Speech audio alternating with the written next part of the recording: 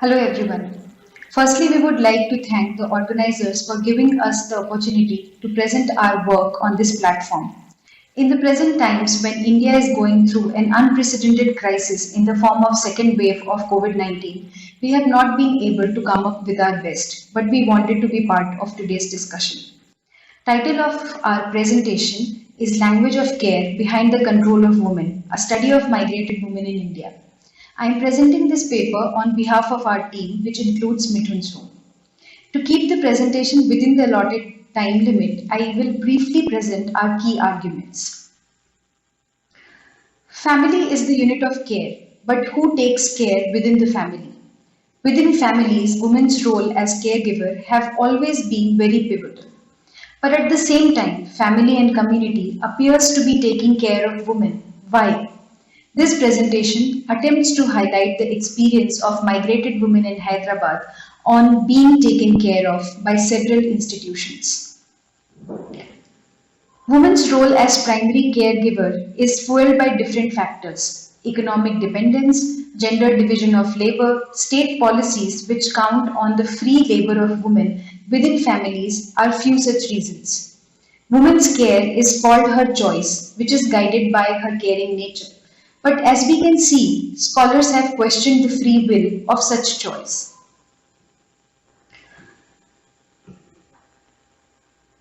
Reproductive capability of women assigns the nurturing attribute to women that looks at them as suited caretakers. Also, reproduction within the sanctions of family and community is ensured by controlling women's sexuality.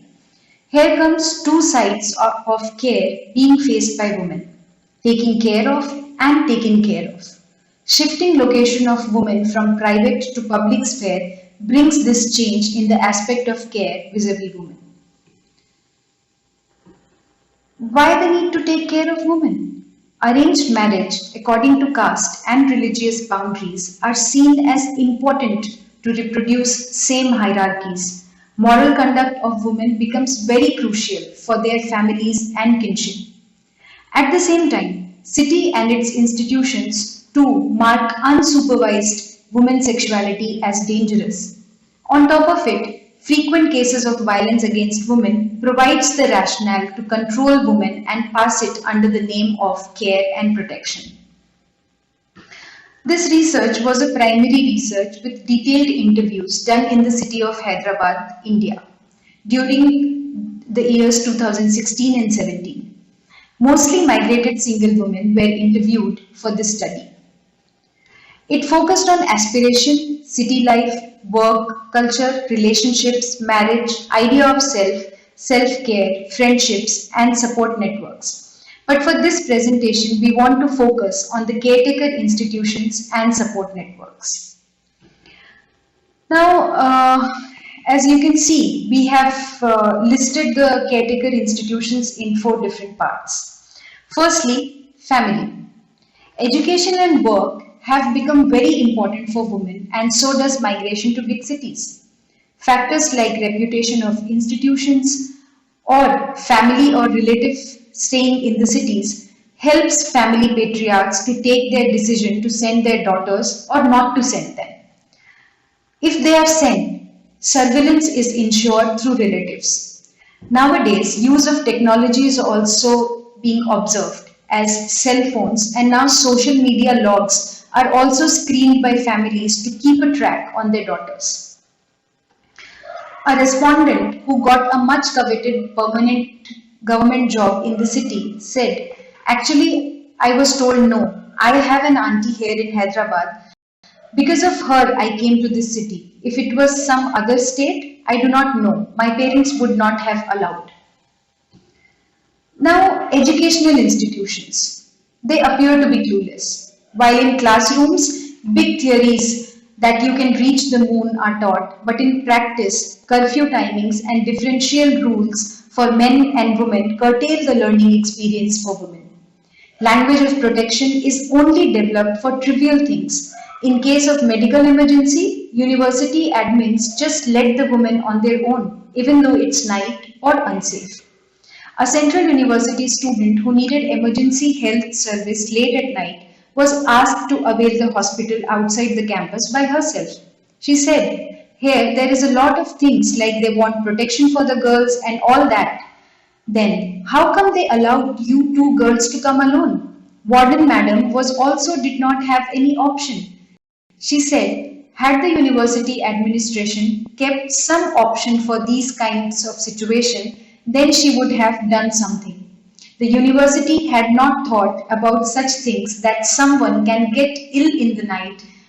Then what needs to be done? You have to manage yourself. You have to enter the hostel at 6 in the evening. But if you are ill in the night, then you can go. Now, coming to workplaces. Migrated women increases the amusement quotient at their workspaces. Everybody is interested to know more about them, but when it comes to providing care, they are left on their own, claiming that since they can manage staying alone in the city, they can manage everything.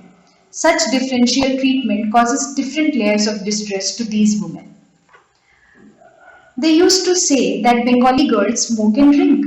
I remember the time when for smoking I used to go 1 kilometer from my office so that I don't find any office people to judge me. Who cooks? Do you cook or do you have a cook? How do you guys stay? When do you go home? How frequently do you go home? There is a lot of curiosity from people who have never been outside Hyderabad in their entire life. They would want to know how a girl lives all by herself. Who does the cooking for her? Is she safe? How does she go back home? When I joined this company, I was 27. Now that I am 29, colleagues have started saying, "See, now you are 29, you are not married." So these are the questions that they are frequently asked. Now coming to residential spaces. Private residential spaces in the form of paying guest hostels or rented apartments are necessary evil.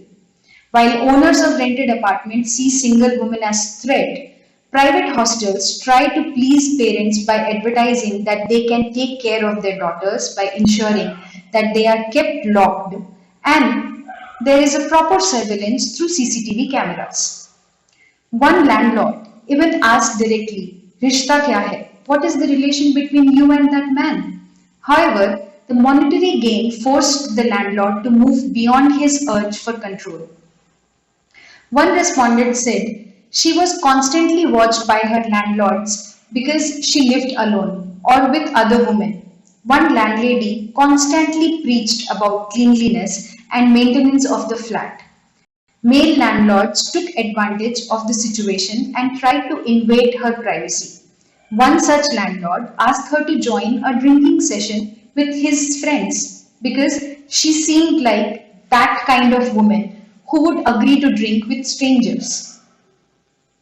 Now, these are the few things, and if we go deeper into the experienced realities by these migrated women, we find that efforts of all these institutions appears only to keep women safe even though they feel like caged. Most of the university students felt that curtailment affects their academic life. While basic facilities like health, hygiene, and mental well being never reflect on the imagination of the so called caretakers, location of these women also tells a lot what they find caring.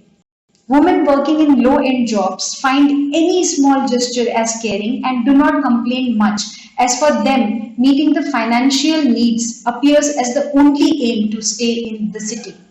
This leads to further exploitation, and that is very scary. Uh, when we see all these things, then one question arises how these women survive these unending caring acts. Resilience of these women to carve their own space in these big cities was noteworthy.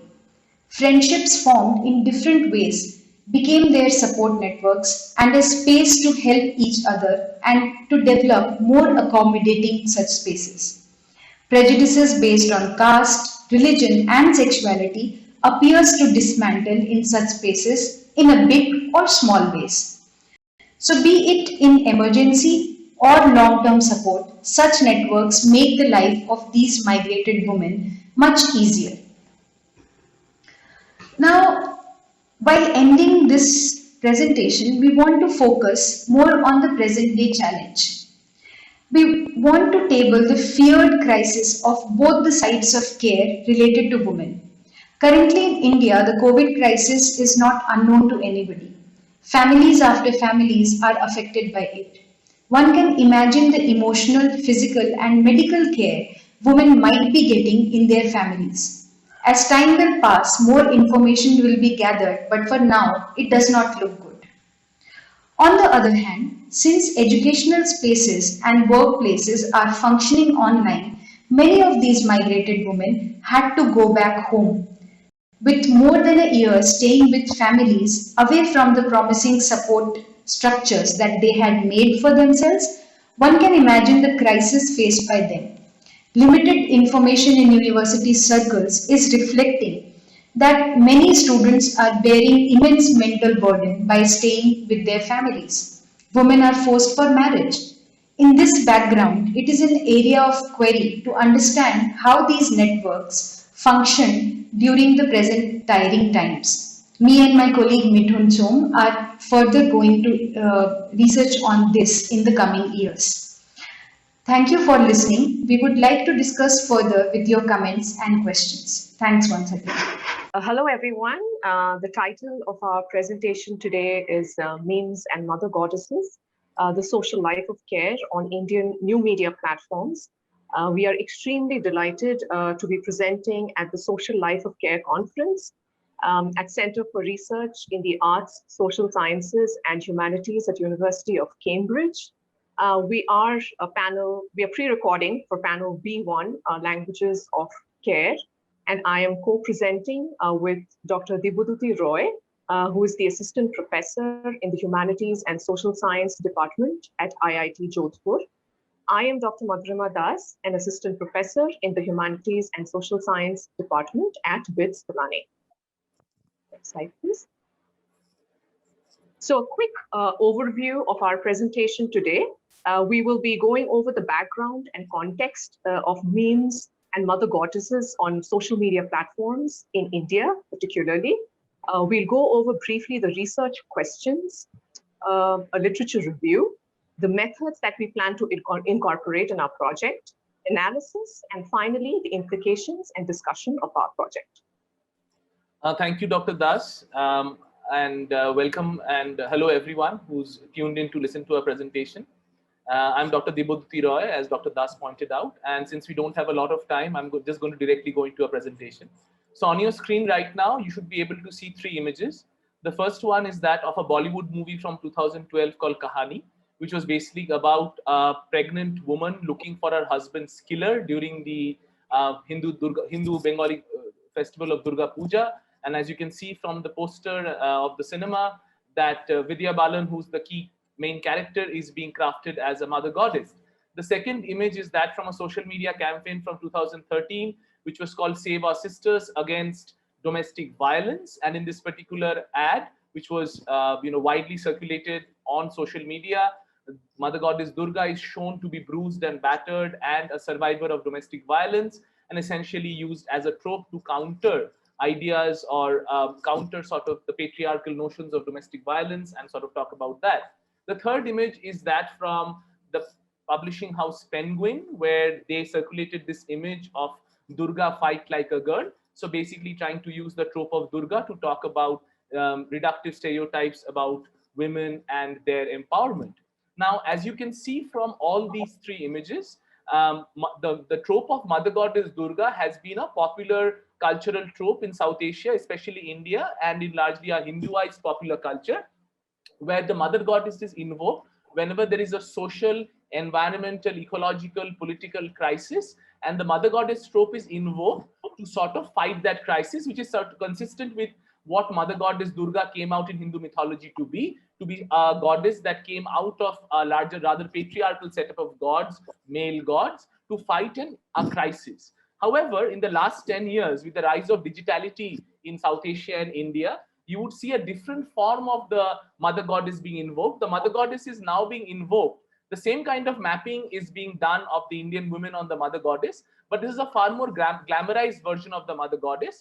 And the mother goddess is invoked to basically justify how the working woman needs to be like the mother goddess. As you can see, the first one is a book that's by Usha Narayan, which is a widely circulated e-book. The second one is a stock image from Shutterstock.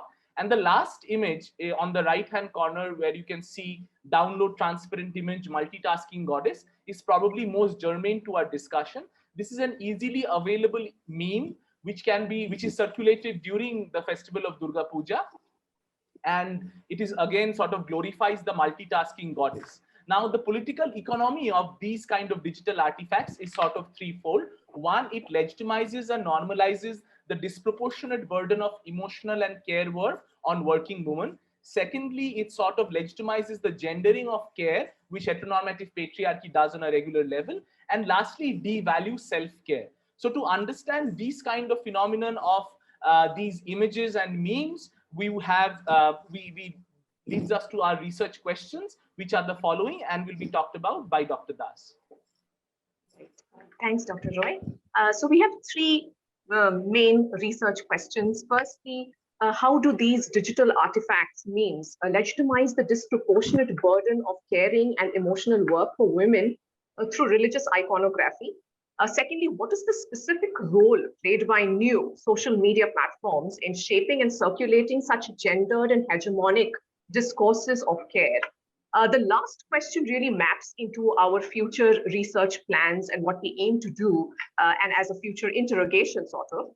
Can digital geographies conceptualize, promote, and open up practices for critical reflections on the future of care and challenge gendered paradigms of emotional work?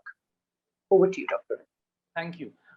Thank you, Dr. Das. So that leads us to a literature review. And of course, for the literature review, the first thing that we operationalize is this idea of the second shift coming from Arlie Hochschild, who was sort of talked about in the last slide as well with research questions. So Hochschild talks about this idea of two shifts for working women, and especially those who burden the who sort of take the burden of reproductive labor in a heterosexual relationship and are also understood to or are expected to societally multitask between their professional commitments and household responsibilities. Now, these kinds of second shifts also get reified in the current structure through work, technology, and science, which have placed emotion and emotion theory at the center of various projects, from new management imperatives to social media to the preemptive powers of the state. So understanding the various registers of the second shift really leads us to our idea of the memes, which are the place where we look at this idea of the second shift and how it is being circulated. So to understand memes, we need to look at the work of Richard Dawkins, who truncated the Greek word mime, which means something imitated, to coin the simpler meme, which is basically a unit of cultural transmission, could be anything, a melody, idea, catchphrase, or any concept that spreads from person to person. But interestingly, this idea of memes remained quite dormant till the rise of digitization, because digitization allowed memes to be circulated really quickly and really fast. Now, interestingly, the idea of the definition of memes that we personally operationalize in this project is taken from Schiffman's work, where she does not remain confined only to image macros. Image macros is what you see on your screen right now, an image with something like find all the sources. So an image with text superimposed on it. So Schiffman says that the propagation of items such as jokes, rumors, videos, and websites from person to person via the internet, all of them constitute memes. The interesting part is religion also has a very self-reflection relationship with memes, because relationship is also, like memes, not a simple set of ideas that have a singular origin or a linear trajectory, but must be seen as a collection of practices and ideas that are adjusting in concert with other systems, including technological ones, right? Which leads us to our idea of methodology. So for methodology, one of the key problems arises that there is a lacuna in social science, internet, and new media research, which is mostly concerned with what people do rather than why people do it. So why people circulate such digital memes seems to be part of our research question. And therefore, that led us to using critical technocultural discourse analysis, framework that has been postulated by Andre Bock in 2018, which is a multimodal analytic technique for the investigation of internet and digital phenomena, and allows for the incorporation of critical theory, which is key to our research question.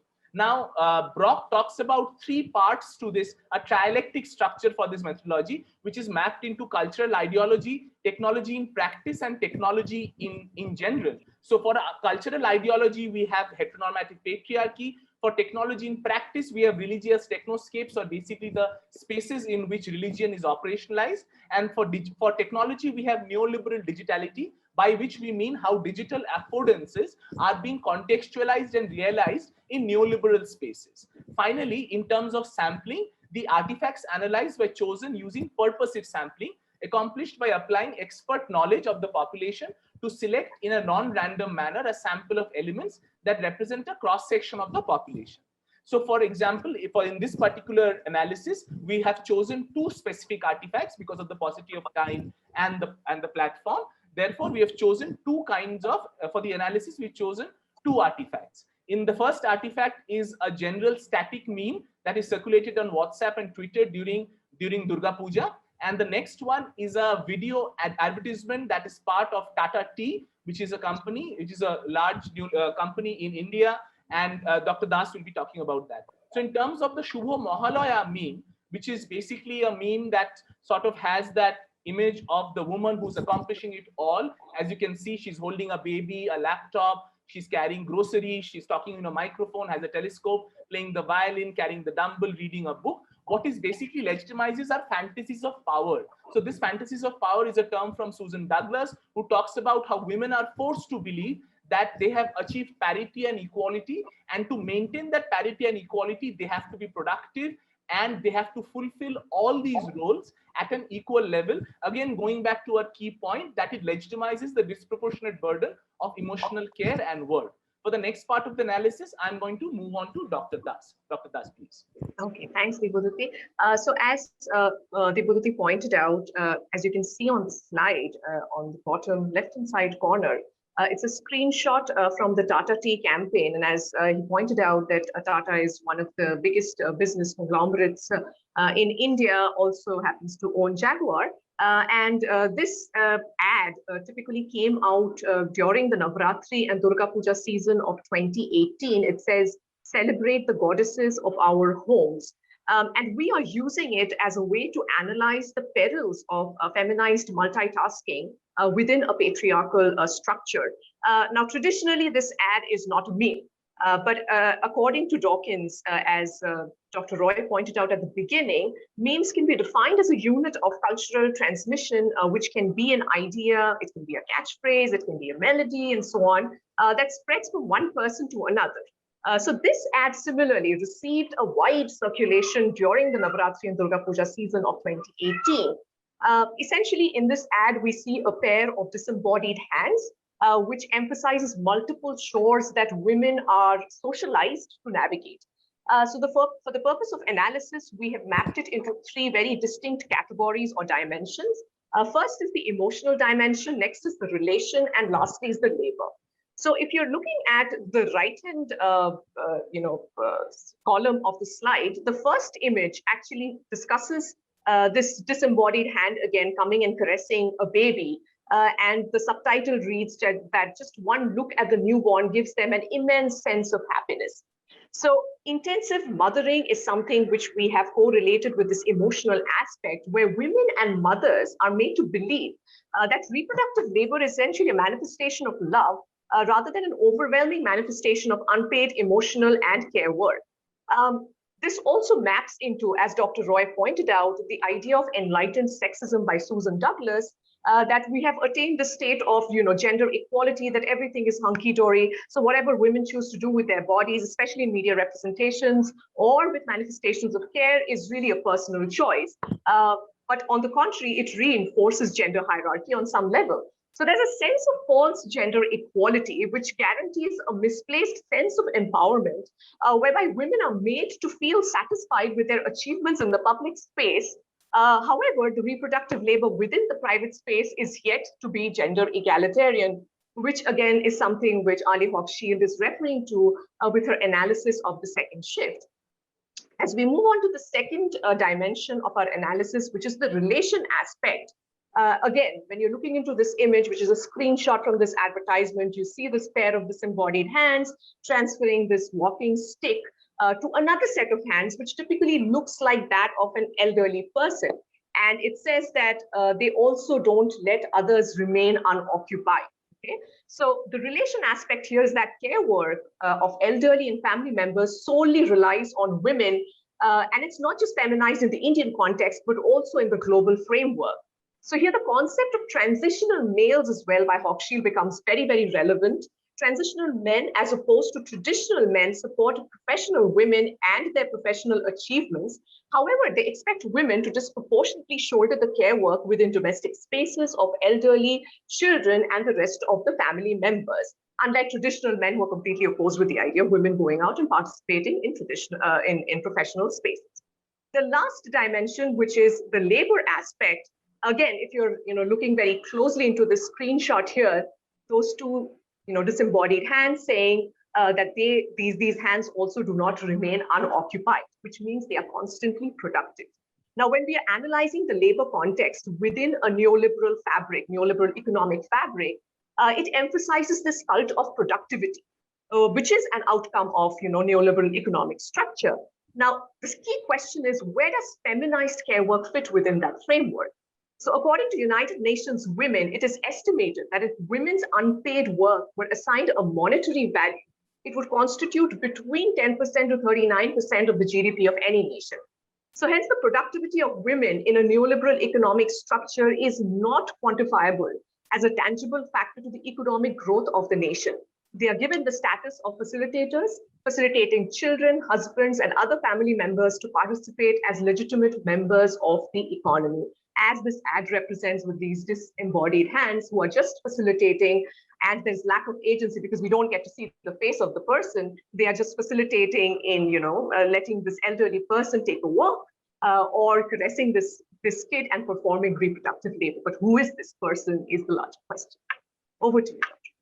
Thank you, Dr. Das. So as this is a concluding slide, so as we conclude, one of the important things, and this is not really a conclusion, but rather an implication or what are the discussion points that arise from our project. As you can see, this is from the World Economic Forum on the top left corner of your slide, that COVID-19, the pandemic, has led to women bearing the burden of unpaid work. And even though there's a lot of political posturing from countries like India, where major political leaders are claiming that women are symbol of Ma Durga working towards women empowerment, the actual reality is that migrant workers, and especially women migrant workers, have been walking back miles from big cities to get their children back home. This is in fact an image from a Durga Puja pandal last year, where Ma Durga was being seen as a migrant worker, which is one of the larger, more positive representations of Durga in this particular trope. To take it forward, what we want to say is, rather than spectacles, what we need are much more granular representations of these voices that are non-talked about, these disembodied hands, as Dr. Das pointed out in the last ad. We need much more granular voices that allow for these kind of non-normative and feminine subjectivities to express their ideas of labor, work, and care work especially. So is there a possibility that digital geographies can be empowering, which is in fact our last research question.